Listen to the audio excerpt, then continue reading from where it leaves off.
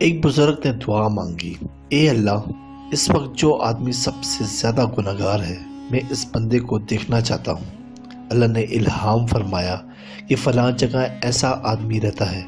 وہاں پہنچ کر دیکھا تو ایک نوجوان اپنی نوجوانی کے کاموں میں مست بیٹھا ہے، نہ سورج نکلنے کی پرواہ اور نہ ڈوبنے کی فکر، ایک لمحہ بھی اللہ تعالیٰ کی طرف متوجہ نہیں ہوتا، گناہوں پر گناہ کر رہا ہے۔ اسے دیکھ کر بزرگ واپس تشریف لائے۔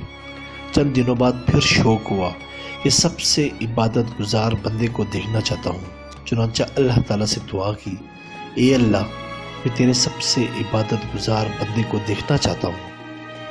اللہ نے دعا قبول فرمائی اور نشاندہی فرما دی کہ فلاں جگہ پر جا۔ وہاں گئے تو دیکھتے ہیں کہ عین وہی آدمی وہاں بیٹھا ہے۔ بڑے حیران ہوئے، عرض کیا، اے اللہ، یہ کیا معاملہ ہے؟ سب سے گناہگار بھی یہی اور سب سے نیکوکار بھی یہی۔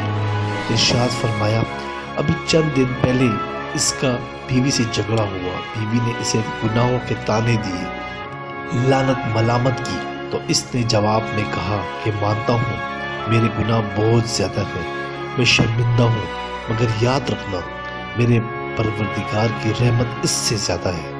مجھے اس کا حسن ظن بہت پسند آیا تو اس کے گناہوں کو نیکیوں میں بدل دیا۔